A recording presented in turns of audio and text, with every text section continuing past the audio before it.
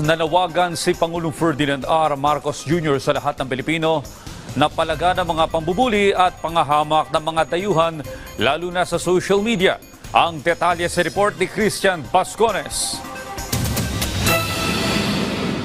Napansin ni Pangulong Ferdinand R. Marcos Jr. ang sunod-sunod na insidente ng road rage. Ikinabahala ng Pangulo dahil nauuwi ang away lansangan sa karahasan. Nanawagan siya sa mga Pilipino na maging responsable at sumunod sa batas trapiko. Ang tatapang na natin lahat, siga lahat. Ano na ba ang kultura na ito na pagiging siga sa daan? Saan ba natin nakuha ito? Ano na bang nangyayari sa atin? At parang natural lang ang mga ganitong konfrontasyon at karahasan. Tayong lahat ay kailangan sumunod sa batas trapiko. Kailangan ang disiplina para maging responsableng mga Pilipino sa lansangan. Dagdag ng Pangulo, walang mawawala sa pagsunod sa batas trapiko. Huwag na rin daw dapat dumagdag sa maraming bilang ng mga kamote riders. Huwag maging kamote.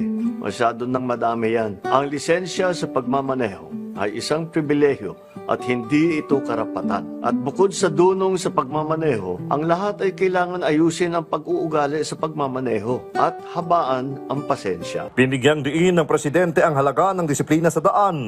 Ang bagong Pilipino ay disiplinado sa lansangan, maingat sa pananalita, nagtitimpi at pinipili ang kapayapaan. Ang lahat ay napapag-usapan ng maayos at malumanay. Lugi tayo at ang mga pamilya natin sa mga posibleng dala nitong kapalit kung hahayaan natin lamunin tayo ng galit kahit isang saglit lamang. Dismayado naman si Pangulong Marcos Jr. sa Russian-American vlogger na nambastos sa mga Pilipino. Dagdag pa niya na sinamantala ang kabaitan ng mga Pinoy. Giit niya na huwag tularan ang magaspang na ugali ng dayuhan. Babala ng Pangulo na may kalalagyan ang mga abusadong dayuhan sa batas.